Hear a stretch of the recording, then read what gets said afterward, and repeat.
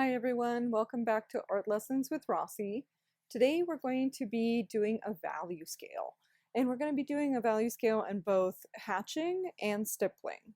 And we're using a full range of pencils today, an HB pencil, a 2H pencil, an HB, a B, 2B, 4B, and 6B. And we'll use all of these pencils to create our value scales. A 2H pencil is our hardest pencil that we have in this set.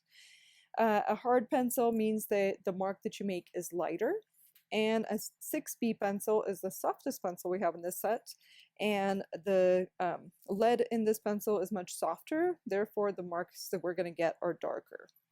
So we're going to start with our 2H pencil today, and we're going to start with cross hatching. What I've done is I've created a 1" by 1" value scale for myself for the place to put it, and it has 10 equal sections. So each of these are 1 inch high and 1 inch wide. There's 10 of them, 10 for cross hatching, 10 for stippling. When we hatch, we want to make marks that are at a 45-degree angle and that are close to each other. In order to cross hatch, we actually go in the other direction, so we'll cross at a 45-degree angle in the other direction. If we want that mark to get even darker, we'll go vertically or horizontally. And we'll keep repeating that until we have the value that we want. So the way that we're going to do the cross hatching is we're going to start out with different pencils in each of these little squares. So I'm going to use my 2H in number 1. I'm going to use my HB in number 2. I'm going to use my B pencil in both 3 and 4. I'm going to use my 2B pencil in 5 and 6. Excuse me, that's a B. I'm going to use my 4B pencil in 7 and 8. And I will use the 6B in 9 and 10. So let's get started. I'm going back to my 2H, and what I'm going to do is I'm going to make hatch marks, so 45-degree angle marks that are close together, and I'm going to cover the entire square with them, and I'm breaking that square up into basically 3 equal sections. I'm not making marks that are really big. I actually want them to be fairly small.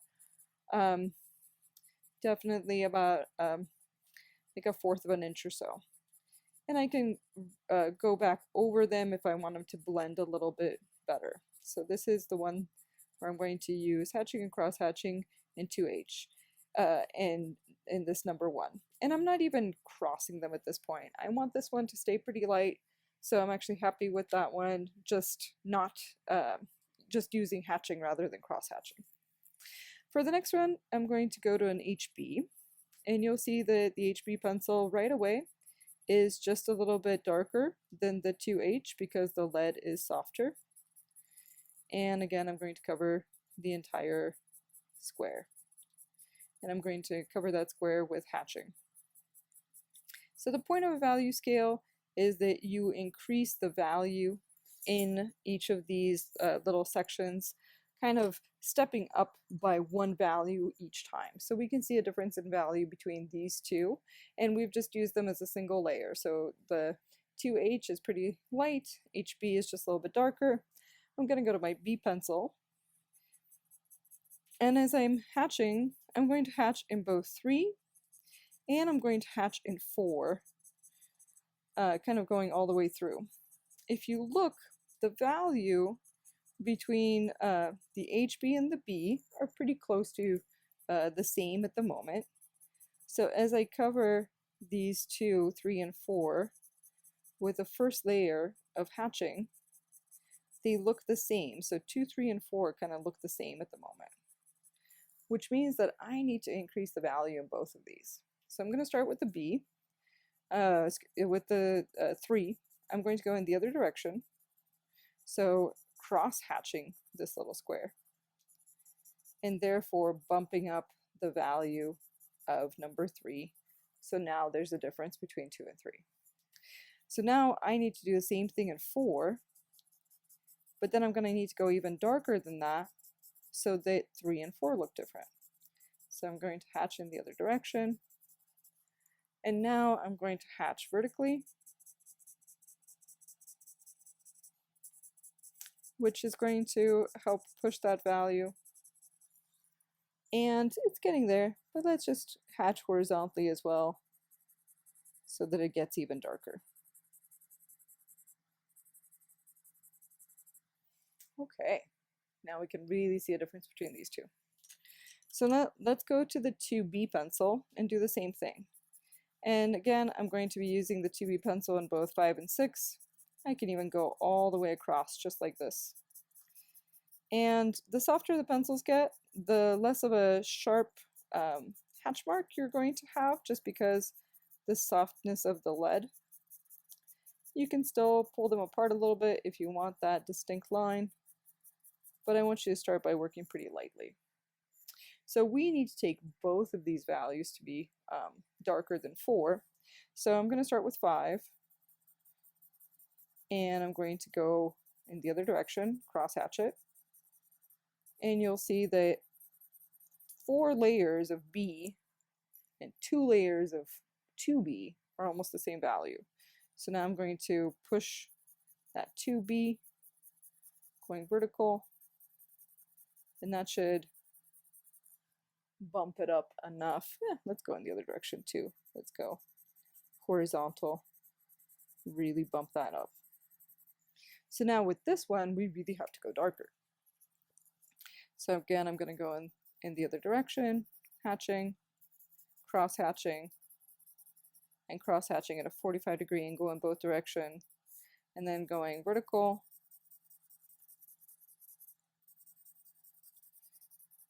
horizontal, and keeping my marks pretty small. So grading a value scale does take some time, but it really is important for you to understand your pencils and what kind of value you're going to be able to get with each of them, and what happens when you start blending those pencils by layering them and grading that value to be darker. So you can see now I have a distinct difference between the 2B, number 5, and number 6. I'm going to go to a 4B pencil, and I'm going to use that in 7 and 8. And you guys get the idea. I'm going to start with hatching. I'm going to cover both of these little squares. Then I'll go to cross hatching in both of them, deepening the value. So again, it's really important for you to understand what kind of marks you can make. Working smaller with hatching and cross hatching, I would recommend you not making really big marks. When you make big marks, it flattens out the form that you're working on, and a lot of times when we're using graphite, when we're doing any kind of value, the point is to create a volumetric space to make something that looks three-dimensional. So if you use big marks, you're kind of working against the thing that you're trying to achieve, which is making something look 3D. So here I feel like there's a really nice difference between 6 and 7. I'm trying to make a difference between 7 and 8. I'm going to layer until I'm happy with it. Oh, it's getting there. Sometimes it happens so quickly that you're just like, oh, wait, that definitely looks darker. So there we go, 7 and 8. So now let's go to our 6B pencil, and we're going to cover 9 and 10 with it. You can see that 6B pencil is almost as dark as the 4B with multiple layers just on its own, and again, that's because that lead is so much softer. I'm going to cover both of these.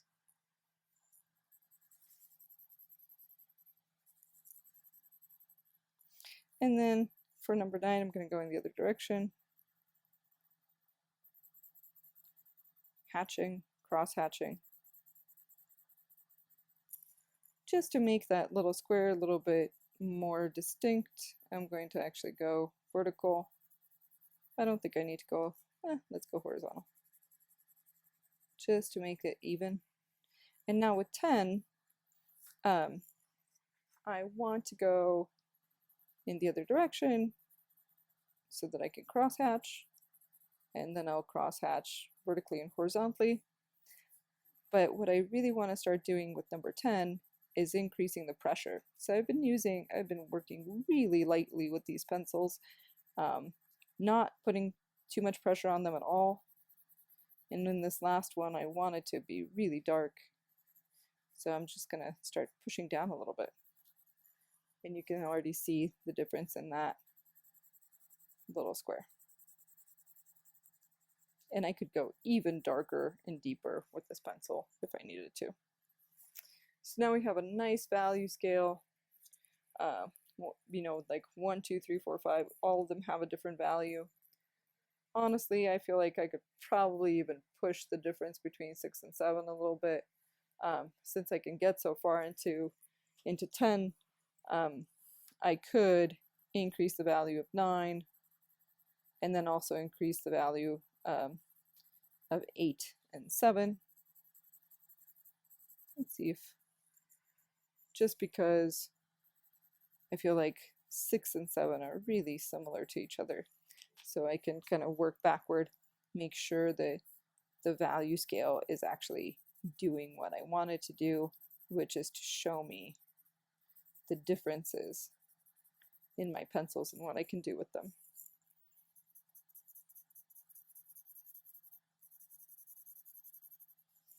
So maybe that's just enough for there to be a difference. So now let's talk about stippling. So stippling is definitely maybe the harder of the two. And when people talk about stippling, a lot of times they'll talk about dots. And I totally made my camera shake, sorry about that. I find making dots with a pencil like that is one of the most tedious things you could do in your life. And therefore, I recommend you not doing stippling like that. It works with a pen. With a pencil, making a short mark is going to give you the same kind of texture that you will get from this pointing up and down. So I would recommend making short marks instead of weird, horrible points that destroy the paper underneath the paper you're working on and can leave an impression for all your future drawings and all kinds of stuff. Just don't do it. I don't understand the point of it. We're going to use the same pencils. We're going to use a 2H, an HB in number 2, B in 3 and 4, 2B in 5 and 6, 4B in 7 and 8, 6B in 9 and 10. But unlike the hatching and cross hatching, our stippling can be really open and loose in the lighter value and really dense in the number 10, in the last value that we're going to use. And what I mean by that, my little headphone wire keeps showing. Let me see if I can tuck it behind something. Okay. So what I mean by that is that I can make these stipple marks really far away from each other and cover number 1. And just like hatching and cross hatching, I'm actually going to go at a 45-degree angle, but I'm just going to make them really nice and small. In the next one, in the HB, I'm going to do the same thing. I'm going to bring them a little closer together. So not only does the value of the pencil help to add to that value, but also me pushing and making the marks closer together is going to help to make that look darker. So now let's do B, and we can do B at the same time. What's kind of fun about stippling is that you can be kind of random with it. You can, you know, like place these dots so that they're not uniform. They can still be going in the same direction and therefore have some kind of uniformity, but also look a little bit different by not pretending you're a machine and letting yourself make marks kind of all over the place. So for both of these, I'm actually going to stipple in the other direction. So kind of like hatching and cross hatching, I'm going to basically make stipple marks at 2 different 45-degree angles where I'm just making a much shorter mark. And for number 4, I'm going to do that. And then after I'm done with that, I'm also going to go vertical and horizontal so that I can bring the density of this stipple mark closer together and create that illusion of small marks and texture, which is why we would use stippling, is to create a texture and to create value while using a texture. Okay, so now you can really start to see the difference in value between these four. So let's go to 2B. Start out the same way.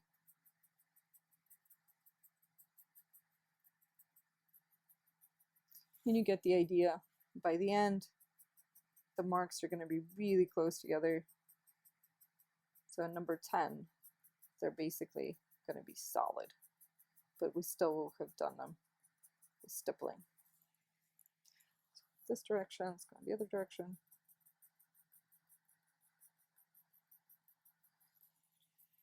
So in our next assignment, we're actually going to use hatching, stippling, and we'll also use cross contour. And during that assignment, I'll show you how to use a contour line, a cross contour line, which we learned in the pair drawing. And instead of just creating the latitude and longitude on the objects, we'll actually use cross contour in order to create a value. So let's go in the other direction.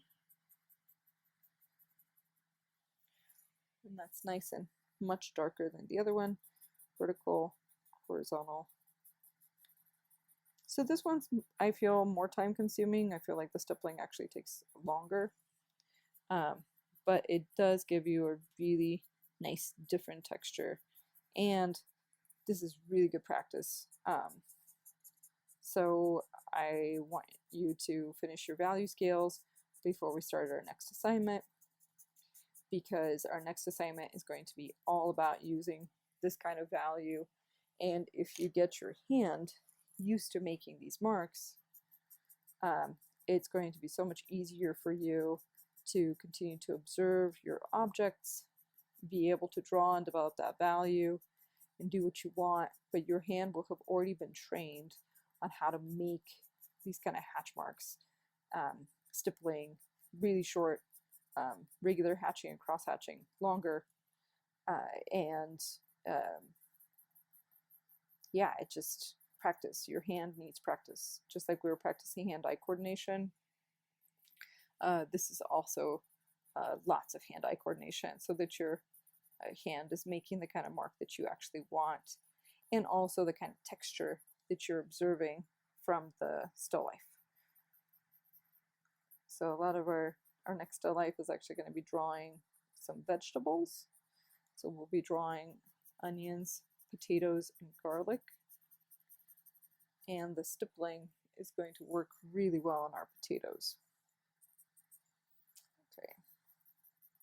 Almost there. Got 2 more after this one, and we're done.